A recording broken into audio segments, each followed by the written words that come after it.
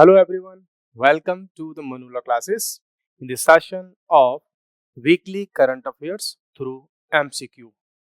So in this session, we will be having the current affair revision based on some MCQs, or all these MCQs will be based on the previous day sessions और some news जो कि previous sessions में या previous कहीं newspaper में उसमें limelight में रही, उन्हीं के बेसिस पर इन क्वेश्चंस को हम डिस्कस करेंगे।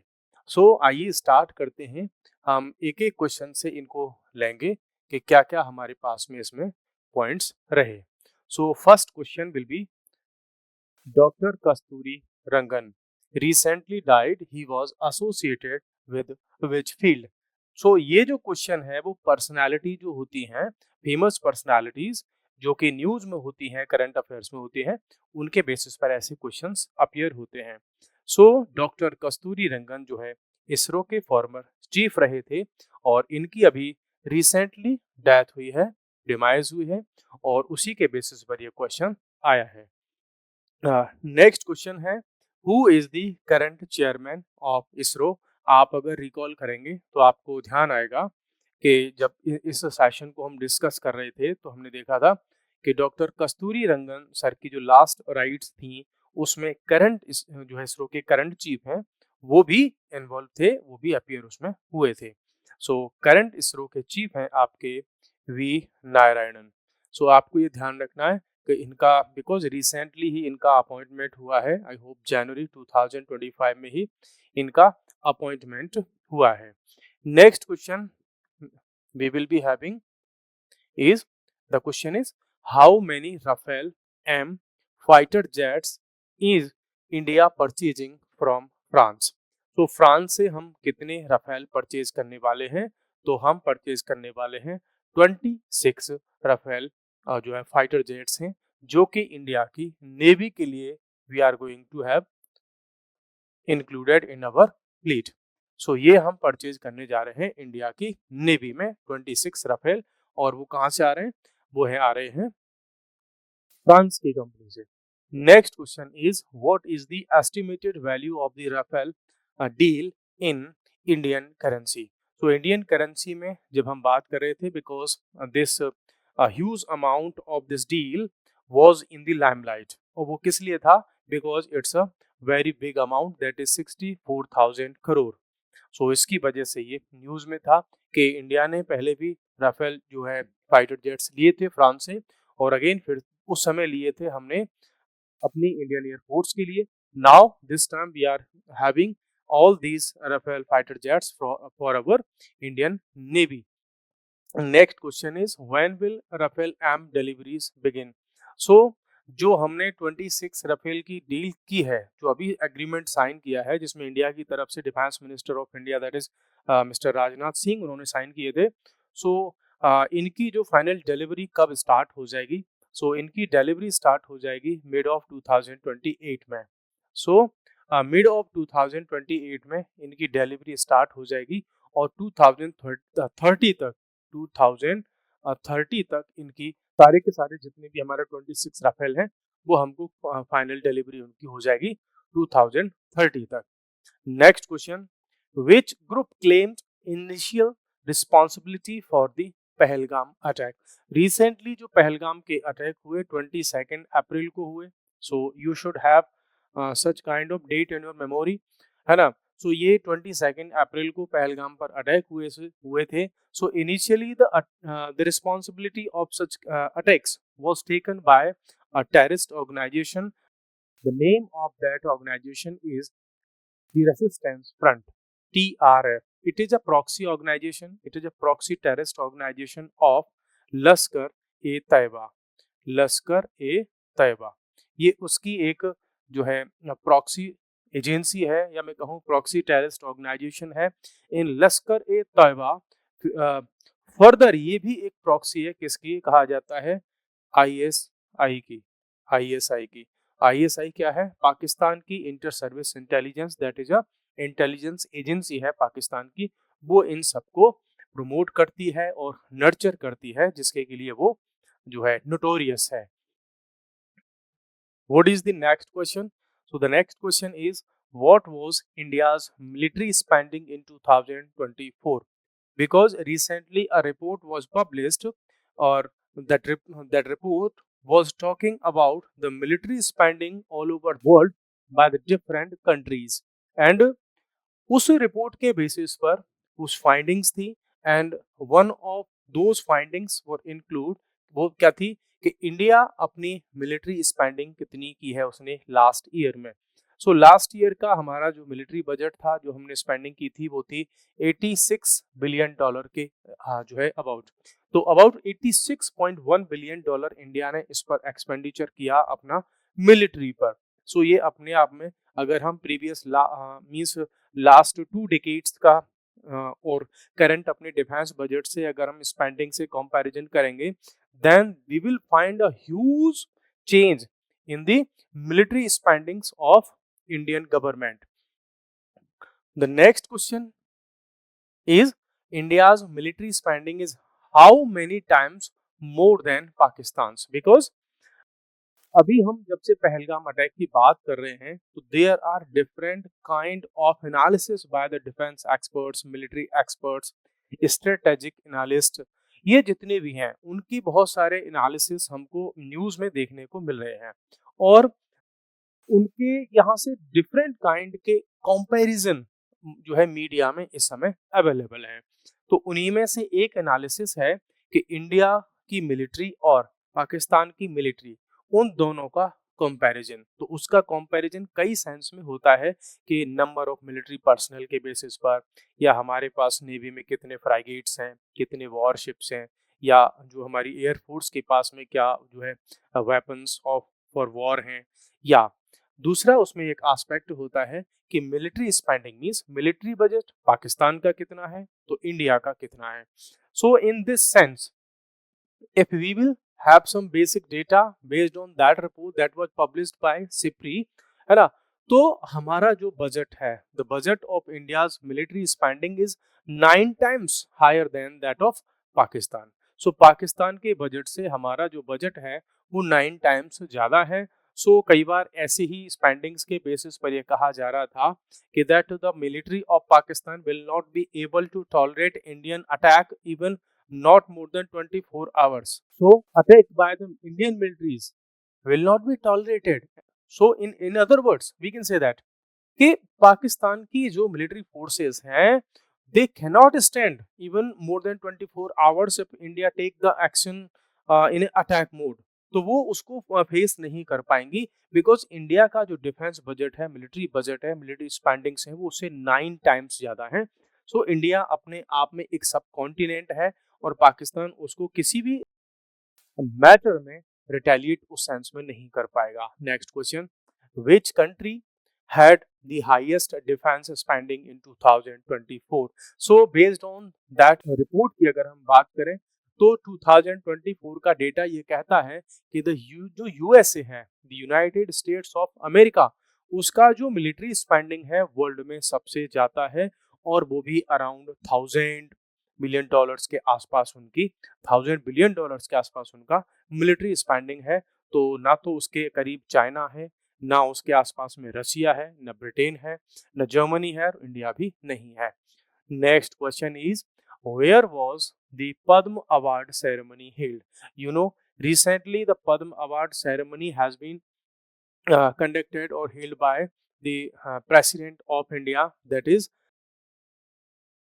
Mrs. Draupadi Murmu, and the place was Rashtrapati Bhavan, और राष्ट्रपति भवन के अंदर क्या, दरबार हॉल। सो ये वहाँ का एक कॉन्फ्रेंस रूम है, कॉन्फ्रेंस हॉल है, जिसमें सारी कॉन्फ्रेंस ऐसी होती हैं। तो इस बार की सेरेमनी भी वहीं पर हुई है।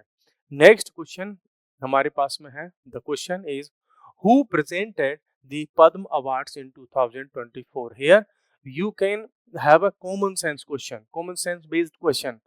Why? Because every time the Padma Awards are distributed or awarded by the President of India. So every time ऐसा होता है कि the President of India ही उसको उन अवार्ड्स को डिस्ट्रीब्यूट करते हैं, उस ऑनर को देते हैं। सो इसमें चाहे वो किसी भी ईयर में क्वेश्चन आपसे पूछे, मीन्स अगर वो क्वेश्चन ऐसे पूछे कि who presented the Padma awards in 2028, then again this will be the same answer कि एवरी टाइम जब भी ये अवार्ड्स दिए जाते रहते हैं तो इंडिया की जो प्रेसिडेंट होते हैं हमेशा वही उसको डिस्ट्रीब्यूट करते हैं, उस अवार्ड को वही ऑनर से उनको नवाजते हैं। Next question is which of the following is not a category of Padma awards. You know, when I was presenting this session, when this was in news that Indian president has honored different personalities with the Padma Awards. So I made you clear that Padma Awards has three categories, 1, 2, 3, जिसमें एक तो था Padma Vibhushan, second था पद्म भूषण और third था Padmashri. So India में जो Padma awards हैं उनकी 3 कैटेगरीज हैं। The first one is Padma Vibhushan जो कि फर्स्ट कैटेगरी में आता है, फर्स्ट नंबर पे आता है। नेक्स्ट कैटेगरी आपकी है पद्म भूषण जो कि सेकंड रैंक पे आता है और थर्ड रैंक पर आता है आपका Padmashri. So Padma award 3 categories में आते हैं, Padma Vibhushan, Padma Bhushan and the third one is Padmashri. So ये 3 ही अवार्ड हैं हमारे पास में जो कि पद्म अवार्ड्स की कैटेगरी में आते हैं।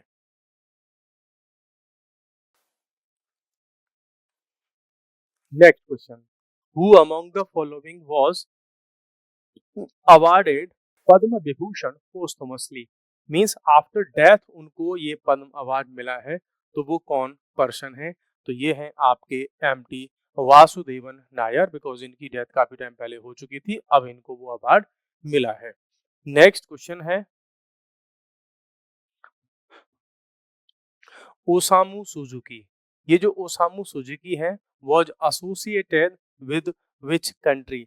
सो इनका कनेक्शन था कि ये सुजुकी के हेड थे, ठीक है, तो इसी के लिए यहाँ पर ये क्वेश्चन आया है कि वो थे सुजुकी मोटर कॉरपोरेशन के, है ना, इसके वो हेड थे। और आपको ये भी पता होगा कि मिड सेगमेंट में, लोअर सेगमेंट में सबसे ज्यादा अगर कोई कंपनी इंडिया में 4 व्हीलर्स सेल कर पा रही है तो वो है आपकी सुजुकी। मीन्स कई बार इंडियन इकोनॉमी में जब भी बात होती है ऑटोमोबाइल इंडस्ट्री की, तो उसमें गवर्नमेंट ऑफ इंडिया ये देखती है, या जो इकोनॉमी के बहुत सारे एक्सपर्ट्स हैं वो ये चेक करते हैं कि क्या इंडिया में सुजुकी जो कंपनी है उसकी कार्स बिकना कम हो गई है, तब ये माना जाता है कि ऑटो इंडस्ट्री इंडिया में डाउनफॉल पर है, ठीक है। Next question, what was D Nageshwar Reddy Padma Vibhushan 2025 recognized for?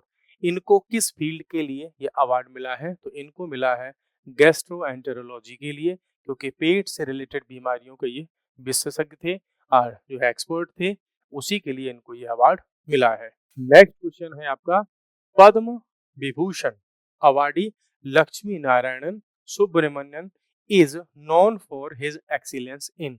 तो ये किस फील्ड के लिए जाने जाते हैं? और ये है फेमस आपका किसके लिए? वायलिन के लिए। तो वायलिन का बहुत अच्छे ये प्लेयर रहे हैं और उसी के लिए इनको ये अवार्ड मिला है। The next question is how many Padma Vibhushan awards were given posthumously? Means ऐसे कितने लोग थे जिनको इस बार पोस्टोमसली पद्म विभूषण मिला? मीन्स आफ्टर डेथ उनको ये अवार्ड मिला, तो वो केवल 2 ही लोग थे जिनको ये अवार्ड पोस्टोमसली मिला है, और वो है आपके Osamu Suzuki and MT Vasudevan Nair.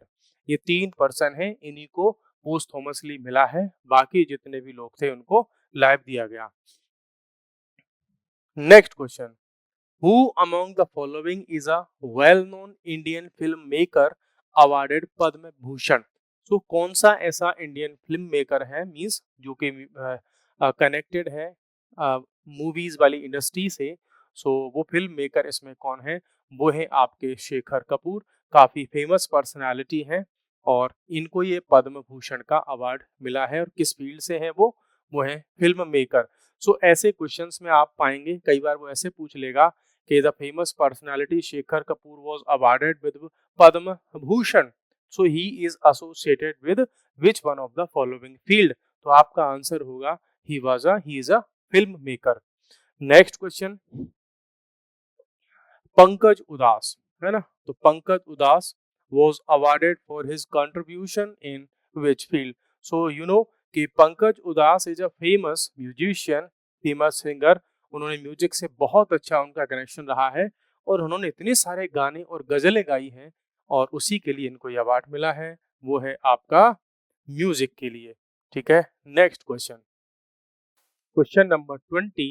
Here we are talking about a famous personality, that is Sushil Kumar Modi. He has been also awarded with Padma Award। और ये पूछा गया है कि वो फॉर्मरली डेप्यूटी सीएम थे किस स्टेट के। So he has been the deputy chief minister of Bihar, उसी के लिए ये फेमस है और डिफरेंट काइंड के जो है सोशल या मैं कहूँ कि सोशल वर्क या सोसाइटी के लिए काम करने के लिए इन्होंने इनको ये अवार्ड दिया गया है। Next question is which former Indian hockey player, है ना, रिसीव्ड दी पद्म भूषण। सो कौन से फेमस हॉकी प्लेयर को इस बार पद्म अवार्ड दिया गया है, उसमें भी कौन सा है, पद्म भूषण। सो ये आपके हैं PR श्रीजेश। इस क्वेश्चन को आप चेंज करके भी देख सकते हैं, मींस इसके वर्डिंग को आप चेंज कर सकते हैं। वो कैसे कि recently PR Sreejesh have been awarded with Padma Bhushan, so he is a famous player of which sport. तो वहां ऑप्शन में आपको दे देगा कई बार क्रिकेट या हॉकी, फुटबॉल, कबड्डी और भी डिफरेंट काइंड के गेम्स के नेम्स वो वहां पे आपको सजेस्ट कर देगा। So you have to find out the correct field with that he is associated. Next question is what is the rank of Padma Vibhushan in the hierarchy of Indian civilian awards. So you know when I was talking about this category of award, then I also make it clear that in India the highest civilian award is Bharat Ratna, that is Bharat Ratna. So this is the first rank holding award, means this award is the highest civilian award by the government of India, है ना। सो इसके बाद अगर second rank पर आता है, the second rank holding award is Padma Vibhushan, Padma Vibhushan. ठीक है, तो ये आपको ध्यान रखना है। So here the question is asking about the second highest rank of the award, that is Padma Vibhushan, और वो है आपका सेकेंड हाईएस्ट अवार्ड इंडिया में।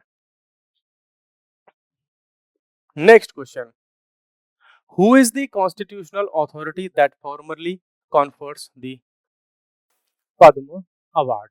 तो फॉर्मली जो पद्म अवार्ड्स को देते हैं वो हैं द प्रेसिडेंट ऑफ इंडिया। तो he is the constitutional authority to confer the Padma awards, and this award also include Bharat Ratna. So whenever you are being awarded with any of the Padma Shri, Padma Bhushan, Padma Vibhushan और even Bharat Ratna, then it is inherent कि ये award आपको by the president of India ही confer किया जाएगा।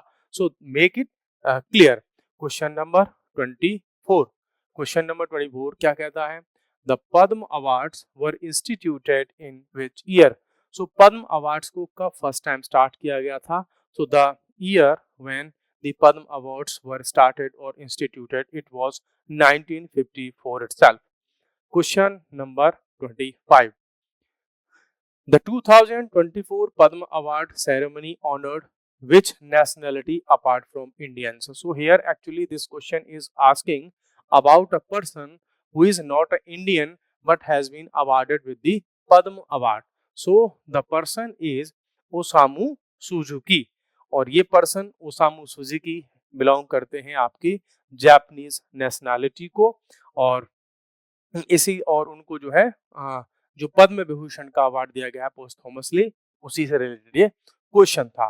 तो guys these were the very important questions जिनको हमने अभी यहाँ पे कवर किया, और नेक्स्ट सेशन में फिर हम मिलते हैं डेली अपने रूटीन सेशन, नेशनल जो न्यूज एनालिसिस है, चाहे उसमें नेशनल लेवल की न्यूज हो या इंटरनेशनल लेवल की, उन्हीं के साथ में फिर मिलेंगे।